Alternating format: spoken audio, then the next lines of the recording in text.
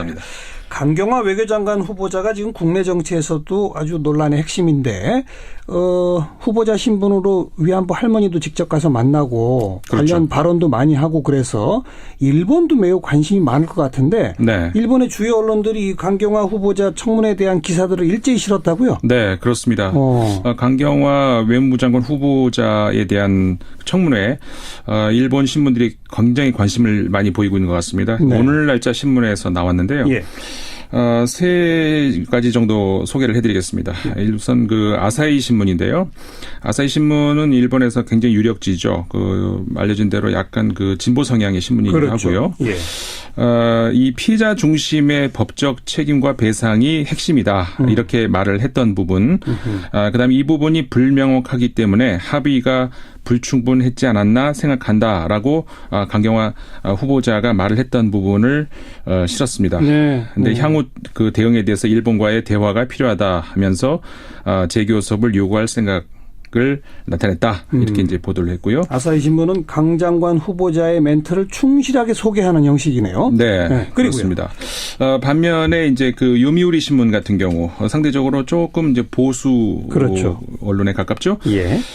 이 신문 같은 경우에는 물론 그 사실관계를 그대로 실었습니다만 이 합의를 지키는 것이 국제 관행이다. 이렇게 말을 했던 부분을 제목으로도 뽑았고요. 예. 그다음에 앞서서 이제 그런 말을 했던 사실을 이제 얘기했습니다. 물론 그러면서 재교섭 그다음에 이제 일본 정부와의 합의 재교섭의 필요성에는 언급하지 않았다. 이렇게 얘기를 하기도 했습니다. 재교섭 필요성까지를 직접 언급한 건 아니다. 네. 그 점을 또 주목했네요. 네. 그리고 이제 산케이 신문의 예를 한번 드리겠습니다. 산케이 신문은 아주 극우라고 그렇죠. 봐야죠. 예. 극우에 해당하는 신문인데 제목을 이렇게 뽑았습니다. 한국 외교장관 후보 집중 포화.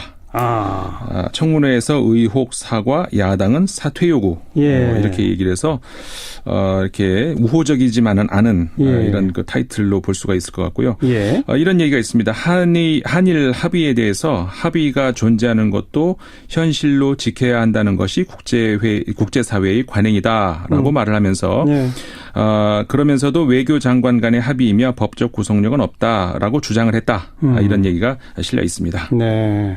산케이 신문은 제목부터 일단 강경화 장관 후보자를 싫어하는 걸 노골적으로 드러내는군요. 네, 그렇게 볼 수 있죠. 일본의 보수 극우 언론은 강 장관 후보자를 싫어한다. 이렇게 정리하면 될 것 같고요. 네. 자, 무엇보다도 중요한 지금 국제적인 쟁점은 사드 보고 누락에 대해서 국방부가 감사도 하고 또 그 후속 조치들이 지금 환경영향 평가 등등으로 쭉 이어지고 있는 일련의 사태 아니겠습니까? 네, 그렇죠. 이거 좀 나라별로 정리해 봅시다. 중국 반응이 제일 궁금한데요. 그렇죠. 아무래도 중국의 언론들 이번 주 들어서 특히 보고가 누락됐다는 그런 이제 뉴스가 나온 이후에 많은 반응들이 나왔습니다. 일단 중국의 환구시보 국제문제 전문 신문이죠. 이 신문 같은 경우에 한국의 많은 언론들을 인용을 하면서 예를 들어서 사드의 완전 가동 시점이 내년으로 넘어갈 가능성이 커졌다. 이런 이야기를 실었습니다. 그러면서 지난해 작성한 보고서에서 한 1단계 공여 부지 면적을 33만 평방미터 미만으로 지정을 해서 소규모 환경 영향 평가에만 받게 계획했다. 그러니까 기형적으로 설계한 것으로 보인다. 이렇게 이제 이런 얘기가 실렸습니다. 그런데 실제로는 1단계가 아니라 2단계까지를 포함해야 하니까 내년으로 미뤄질 가능성이 크다. 이런 거죠. 그렇습니다. 그다음에 역시 중국 언론입니다만 영자 신문입니다. 글로벌 타임스. 물론 이 글로벌 타임스도 환구시보하고 같은 회사지만 영자 신문이고 이제 외국인들을 위한 거라서 약간 뭐라고 할까요? 중립적인 그런 내용을 주로 하는 신문입니다. 이번 보도가 나간 이후에 그러니까 사드 보고를 누락했다 이런 소식이 나간 이후에 전문가들의 인터뷰를 2명을 실었습니다. 근데 이제 그 중에서 리둔추 교수라고 하는 그러니까 중국 사회과학원의 한반도 전문가인데요. 인터뷰 내용이 있습니다. 그걸 한번 잠깐 들여다보면은 두 가지를 볼 수 있다고 이제 얘기를 하는 것 같습니다. 그러니까 사드 처리를 결정하는 경우에 비해서 국내 압박, 그러니까 국내에서 문재인 대통령이 받을 수 있는 압박, 그다음에 대외적으로 해외에서 받을 수 있는 압박, 두 가지를 가정을 하고 있는데 예. 국내 압박은 상대적으로 적을 것이다. 그러니까는 사드를 수용하기로 결정을 한다면 말이죠. 근데 대외적으로는 그 반대일 것이다. 그 수용을 하게 되면은 예. 국내 대외적으로는 압박을 많이 받을 것이다. 그래서 이제 문재인 대통령은 국내에서 압박이 낮은 쪽 선택지를 고를 가능성이 있다. 그러니까 예. 수용할 가능성이 있다. 이제 이렇게 얘기를 한 거죠. 그런데 그렇게 될 경우에 중국을 비롯해서 이제 외국 많은 국가들이 결집을 해서 한국에 압력을 행사한다면 문 대통령의 태도는 바뀔 것으로 예상한다. 뭐 이런 얘기가 실리기도 했습니다. 반대로 문 대통령이 사드 철수를 결정한다면 그럼 어떻게 된다고 말하고 있습니까? 그렇게 되면은 이제 미국 같은 경우에 직접적인 그리고 상당한 압박을 가할 가능성이 있다. 이렇게 얘기를 하면서 뭐 유연한 성격의 문재인 대통령은 각 선택지의 장단점을 신중히 따져볼 것이다. 네. 이런 얘기를 했고요. 그래서 결론적으로 이 사드 문제는 장기적인 이슈가 될 것이다. 이런 예상을 내놨더라고요. 예. 그러면서 이 개인적인 생각이라는 전제하에 추가 반입된 그 사드 발사기 4기 이거는 배치되지 않을 것이다. 네. 근데 반면에 이미 배치된 두 기 이거는 철수하지 않을 것이다. 그러니까 정확하게 예측했네요. 그렇죠. 청와대가 확인한 대로네요. 그렇죠. 예. 이제 앞서서 보도한 거를 우리가 감안했을 때는 상당히 정확한 예측이었던 것 같습니다. 네. 그래서 이제 이런 경우에 장기적인 관점에서 한중 관계가 여러 가지 우여곡절을 맞을 것이다. 이런 예상을 하기도 했습니다. 중국 사회과학원의 리둔추 교수. 네. 그러니까 수용 결정하게 되면 국내 압박은 덜하지만 중국 등의 압박이 있을 것이다. 그렇죠. 철회 결정한다면 미국에서 아주 직접적인 압박이 올 것이다. 그러니까 일단 두 개는 빼지 않고 네. 그러나 4개는 추가 배치 안 하고 시간을 좀 상당히 끌 것이다. 네. 정확히 봤네요. 그렇죠. 그래서 대체적으로 글로벌 타임스뿐만이 아니라 중국의 언론들이 보고 있는 것이 네. 그 절충안을 한국이 찾을 것이다. 그러니까 그 절충안이 뭐냐면은 아까 이제 이 리둔추 교수가 말한 것처럼 2개는 이미 설치된 2개는 가용을 하고 예. 그다음에 4기 아직 설치되지 않은 이것은 시간을 좀 더 끌면서 그리고 환경 영향 평가를 하지 않습니까? 이게 그렇죠. 결국은 중국을 배려한 시간 끌기일 가능성이 크다. 네, 그렇게 하면서 네. 이제 그 한미 정상회담도 있고 뭐 한중 정상회담 있지 않겠습니까? 그렇죠. 그다음에 미중 간의 정상회담이 있을 거예요. 그렇게 되면서 어떤 해결책을 그 안에 찾을 것 같다. 이런 식의 분석이 좀 대세를 이루는 것 같습니다. 네. 미국 정상을 만나서는 우리 한미 간의 약속 지킵니다. 이렇게 말하는 거고 네. 중국 정상을 만나서는 아직 우리 내부 절차가 안 끝났습니다. 그렇죠. 그렇게 말하는 거 아니겠습니까? 네. 네. 아까 그 글로벌 타임즈에서 2명의 전문가 인터뷰를 소개하신다고 그랬는데 네. 리둔추 교수 말고 또 한 명은 누굽니까? 또 한 명이 진창희라고 하는 그 연변대학교의 국제정치연구소 소장인데요. 네. 이분 같은 경우는 이런 얘기를 했습니다. 사드 배치 중단을 할지 안 할지 이건 주로 그 미국의 손에 달려 있다 이런 얘기를 했고요. 한국이 독자적으로 이 결정을 하기는 어려울 것이다 이렇게 네. 예상을 했더라고요. 예. 근데 이제 미국은 사드 배치를 고집을 하고 있고 추가 반입된 발사대 4기 이거는 향후 한미 정상이 만나는 자리에서 논의가 될 핵심 의제가 될 것이다. 네. 이런 예상을 했습니다. 그런데 예. 이제 한국이 사드를 처리할 가능성은 거의 없다 이렇게 얘기를 하면서 예. 만약 그런 가능성이 그게 만약 사실이 된다면은 그거는 한미 동맹의 균열이 생기거나 미중 간의 효과적인 협상 결과 미국이 스스로 사드를 처리하게 되지 않는 한 그럴 가능성은 없다. 이런 예상을 했더라고요. 이것도 재미있는 대목이네요. 미국과 중국 사이의 협상 결과로 네. 미국이 처리하는 그렇죠. 하긴 뭐 1년 이상의 시간을 갖고 북핵 문제를 둘러싼 예컨대 육자회담이 재개된다든지 이런 구조적인 상황 변화가 생긴다면 뭐 사드 문제는 사실 상당히 지역적인 문제가 될 수도 있으니까 네. 여러 가능성이 열려 있는 거겠죠. 네, 그렇죠. 자, 중국 쪽 반응 봤고 미국 언론들은 어떻게 반응합니까? 미국 언론은 중국에 비해서 상대적으로 이번에 부지 환경 평가를 한다 이런 보도가 나온 이후로는 조금 덜 나온 것 같아요. 근데 이제 주목할 만한 것이 미국의 로스앤젤레스 타임스가 4일자 보도에서 한 그 내용이 재미있어서 한번 소개를 해드리겠는데요. 예.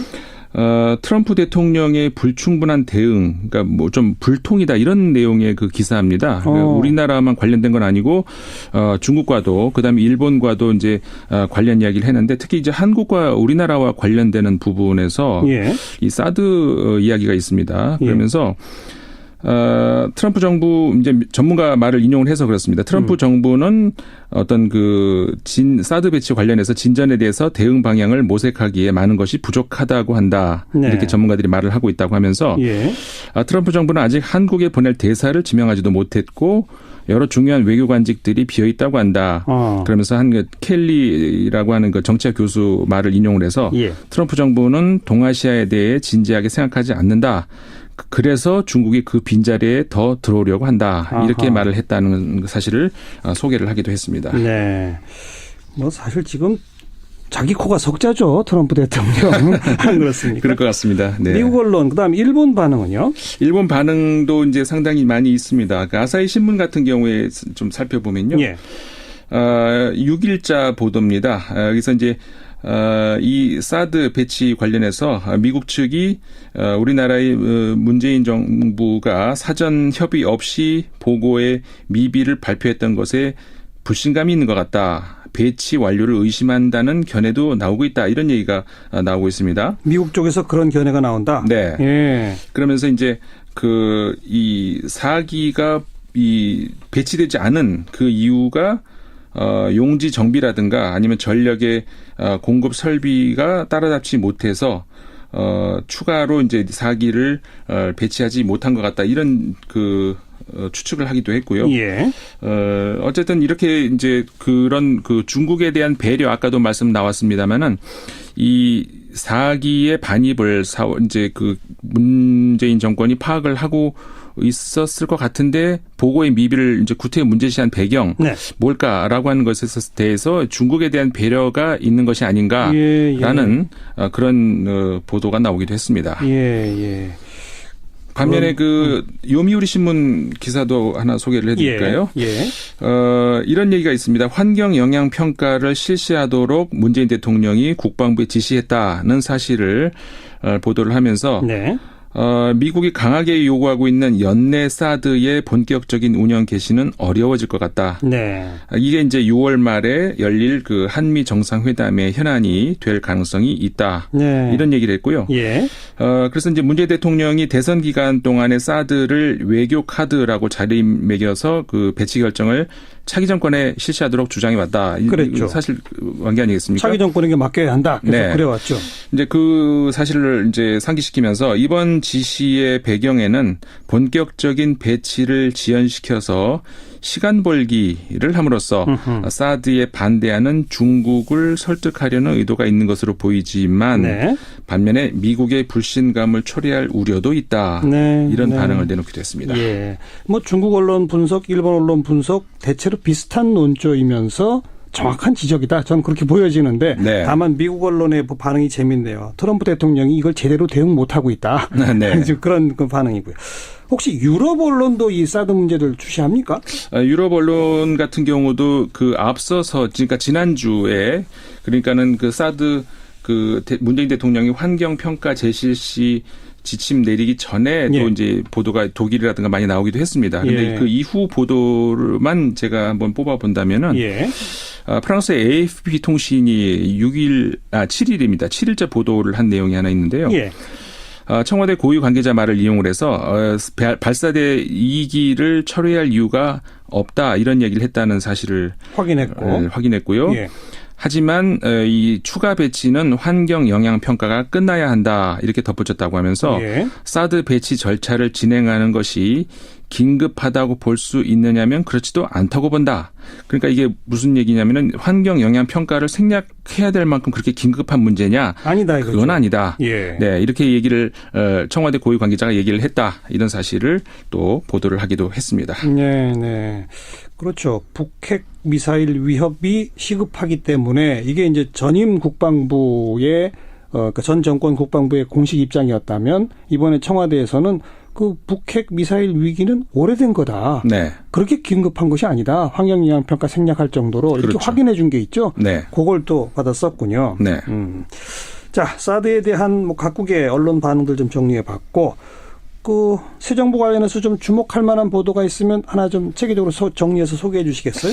네, 문재인 정부 출범 이후에 서구 언론들을 포함을 해서 굉장히 많은 보도들이 나오고 있습니다. 예. 네, 가장 최근에 나온 보도 중에서 하나를 소개를 해드린다면요. 예. 영국의 이제 이코노미스트지에서 나온 신문인데, 그러니까는 이코노미스트 인텔리전스 유니트라는, 그러니까는 같은 그룹이지만은 그 다른 또 저 언론입니다. 예. 문재인 정부에 대한 어떤 평가인데요. 잃어버린 시간 만회. 이런 제목으로 기사가 하나 나온 게 굉장히 긴 기사입니다. 한국은 지금 잃어버린 시간을 만회하고 있다. 네. 예. 그러면서 굉장히 긴 기사인데 이제 간단하게 좀 요약을 해드린다면은, 예. 그러니까는 박근혜 전 대통령이 탄핵된 작금의 상황에서 본다면 박 전 대통령의 당선은 역사적인 실수로 보인다, 이런 표현을 했더라고요. 역사적 실수. 네. 예. 그러면서 이제 영국 독자들이 잘 모르지 않겠습니까? 그러니까 설명을 좀 하는데. 보수 성향이었던 박 전 대통령이 남긴 정치적, 경제적 유산은 전무한 수준이다. 네. 그와 대조적으로 박 전 대통령은 수많은 스캔들과 잘못된 정책으로 기억될 것이다. 예. 굉장히 박한 평가를 내렸네요. 그러니까 정치, 경제적으로 해놓은 건 없고, 네. 스캔들, 잘못된 정책만 남는다. 네. 그리고요. 그러면서 이제 문재인 대통령 이야기를 좀 하는데, 2012년 이후에 한국이 어느 정도의 시간을 잃어버렸는지 잘 보여주는 대목이 바로 이 문재인 대통령의 당선이다. 네. 지난 5년간 경제 외교적 측면에서 한국이 거의 변화가 없었기 때문에 예. 얼마나 시간을 잃어버렸는지 잘 보여주는 대목이다. 이제 이런 얘기가 있어요. 네. 그래서 이제 우리나라가 지금 당면한 과제를 몇 가지로 좀 꼽았는데. 네. 일단 재벌 타파, 이 이야기가 이제 제일 많이 나오고 있습니다. 예. 이번 이 기사뿐만이 아니라 사실 서구, 특히 유럽 언론에서 가장 우리나라 경제 문제에서 가장 많이 나오는 이 문제가 재벌 타파 문제입니다. 맞습니다. 예. 이코노미스트지는 최순실 게이트 와중에도 줄곧 그런 지적을 했거든요. 그렇죠. 예. 제가 이제 직업상 계속해서 이제 외국 언론들이 우리나라를 어떻게 이제 보고 있는지를 모니터링을 하고 있는데, 네. 하여간 우리나라 경제 관련해서 가장 많이 나오는 이야기가 재벌이죠. 재벌 개혁. 특히 이런 유럽 언론들. 네, 유럽 언론들이 굉장히 많이 나옵니다. 예. 이것만 하면은 잘 될 것 같은데 이런 식의 충고를 굉장히 많이 내놓더라고요. 예. 그러니까 이번에도 이제 재벌 타파 이야기를 나오면서 재벌 영향력 축소가 중요한 문제로 대두된 것이 이번이 처음은 아니다. 그러니까 다시 말하면은 과거 정부, 특히 박근혜 정부 때도 물론 있었다는 이야기를 했습니다. 그런데 이 선회가 됐다는, 항상 다시 거꾸로 돌아간다는 이야기를 하고 있는데, 말만 하고 못했다 그런 거죠. 그렇죠. 그 상징적인 정책 선회가 박 전 대통령이 재벌 총수의 사면을 중단하겠다는 공약을 철회했을 때다, 이렇게 얘기를 했습니다. 네. 그래서 이제 언제 시점이냐면 2015년 8월에 두 번이나 구속됐던 SK홀딩스 최태원 회장을 사면했던 사실, 그렇죠. 그 이야기를 예를 들면서 예. 과거에도 이제 노력은 했습니다만 항상 이게 거꾸로 다시 되돌아갔던 이런 네. 사실들을 언급을 하는데, 이번엔 상황이 다를 것이다, 또 이런 얘기를 했더라고요. 왜냐하면은 고위급 관계자들의 부정부패 파문 상당히 빈번하게 발생했지만 가장 최근 스캔들, 이거는 규모와 영향이 전례 없는 수준이다, 이렇게 얘기를 하면서. 이재용 부회장이 구속돼 있으니까요. 네, 그렇죠. 예. 그래서 그 이야기를 하면서 불구속 기소 상태에서 재판을 받았던 과거의 재벌 총수들과는 다르다, 이번에는. 네. 구속된 상태이며 혐의가 인정되더라도 이전 행정부들에서 재벌 총수들이 사면된 것과 다를 것 같다. 예. 그러니까 다시 말해서 이번에 항상 우리 광복절 때 되면은 많은 사면이 있지 않았습니까? 그렇죠. 이번에는 이 광복절 8월 15일에 대통령 사면을 받기 어려울 것으로 보인다, 이런 네. 예측을 또 해놓기도 했더라고요. 네. 이코노미스트지 재벌개혁, 과거에도 얘기는 나왔지만 이번에는 좀 상황이 다를 것이다. 네. 한번 지켜보자. 네. 그런 기사로군요. 그렇죠. 오늘은 여기까지 하고 정리할까요? 네. 네. 수고하셨습니다. 네, 감사합니다. 네, 밖에서 본 한국 르몽드 디플로마티크의 임상훈 편집위원이었습니다. 를 결정한다면 그럼 어떻게 된다고 말하고 있습니까? 그렇게 되면 이제 미국 같은 경우에 직접적인, 그리고 상당한 압박을 가할 가능성이 있다. 이렇게 얘기를 하면서 뭐 유연한 성격의 문재인 대통령은 각 선택지의 장단점을 신중히 따져볼 것이다. 이런 얘기를 했고요. 그래서 결론적으로 이 사드 문제는 장기적인 이슈가 될 것이다. 이런 예상을 내놨더라고요. 그러면서 이 그 개인적인 생각이라는 전제 하에 추가 반입된 그 사드 발사기 4기 이거는 배치되지 않을 것이다. 근데 반면에 이미 배치된 두 기 이거는 철수하지 않을 것이다. 그러니까 정확하게 예측했네요. 그렇죠. 청와대가 확인한 대로네요. 그렇죠. 이제 앞서서 보도한 거를 우리가 감안했을 때는 상당히 정확한 예측이었던 것 같습니다. 그래서 이제 이런 경우에 장기적인 관점에서 한중 관계가 여러 가지 우여곡절을 맞을 것이다. 이런 예상을 하기도 중국 했습니다. 중국 사회과학원의 리둔추 교수. 그러니까 수용 결정하게 되면 국내 압박은 덜하지만 중국 등의 압박이 있을 것이다. 그렇죠. 철회 결정한다면 미국에서 아주 직접적인 압박이 올 것이다. 그러니까 일단 두 개는 빼지 않고 그러나 4개는 추가 배치 안 하고 시간을 좀 상당히 끌 것이다. 정확히 맞네요. 그렇죠. 그래서 대체적으로 글로벌 타임스뿐만이 아니라 중국의 언론들이 보고 있는 적인 그런 내용을 주로 하는 신문입니다. 이번 보도가 나간 이후에 그러니까 그 사드 보고를 누락했다 이런 소식이 나간 이후에 전문가들의 인터뷰를 2명을 실었습니다. 근데 이제 그 중에서 리둔추 교수라고 하는 그러니까 중국 사회과학원의 한반도 전문가인데요. 인터뷰 내용이 있습니다. 그걸 한번 잠깐 들여다보면은. 두 가지를 볼 수 있다고 이제 얘기를 하는 것 같습니다. 그러니까 사드 처리를 결정하는 경우에 비해서 국내 압박, 그러니까 국내에서 문재인 대통령이 받을 수 있는 압박, 그다음에 대외적으로 해외에서 받을 수 있는 압박, 두 가지를 가정을 하고 있는데 국내 압박은 상대적으로 적을 것이다. 그러니까는 사드를 수용하기로 결정을 한다면 말이죠. 근데 대외적으로는 그 반대일 것이다. 그 수용을 하게 되면은 국내 대외적으로는 압박을 많이 받을 것이다. 그래서 이제 문재인 대통령은 국내에서 압박이 낮은 쪽 선택지를 고를 가능성이 있다. 그러니까 수용할 가능성이 있다. 이제 이렇게 얘기를 한 거죠. 그런데 그렇게 될 경우에 중국을 비롯해서 이제 외국 많은 국가들이 결집을 해서 한국에 압력을 행사한다면 문 대통령의 태도는 바뀔 것으로 예상한다. 뭐 이런 얘기가 실리기도 했습니다. 반대로 문 대통령이 사드 철수 누락에 대해서 국방부가 감사도 하고 또 그 후속 조치들이 지금 환경영향 평가 등등으로 쭉 이어지고 있는 일련의 사태 아니겠습니까? 네, 그렇죠. 이거 좀 나라별로 정리해 봅시다. 중국 반응이 제일 궁금한데요. 그렇죠. 아무래도 그 중국의 언론들 이번 주 들어서 특히 보고가 누락됐다는 그런 이제 뉴스가 나온 이후에 많은 반응들이 나왔습니다. 일단 중국의 환구시보 국제문제 전문 신문이죠. 이 신문 같은 경우에 한국의 많은 언론들을 인용을 하면서 예를 들어서 사드의 완전 가동 시점이 내년으로 넘어갈 가능성이 커졌다. 이런 이야기를 실었습니다. 그러면서 지난해 작성한 보고서에서 한 1단계 공여 부지 면적을 33만 평방미터 미만으로 지정을 해서 소규모 환경 영향 평가에만 받게 계획했다. 그러니까 기형적으로 설계한 것으로 보인다. 이렇게 이제 이런 얘기가 실렸습니다. 그런데 실제로는 1단계가 아니라 2단계까지를 포함해야 하니까 내년으로 미뤄질 가능성이 크다. 이런 거죠. 그렇습니다. 그다음에 역시 중국 언론입니다만은 영자 신문입니다. 글로벌 타임스. 물론 이 글로벌 타임스도 환구시보하고 같은 회사지만 영자 신문이고 이제 외국인들을 위한 거라서 약간 뭐라고 할까요?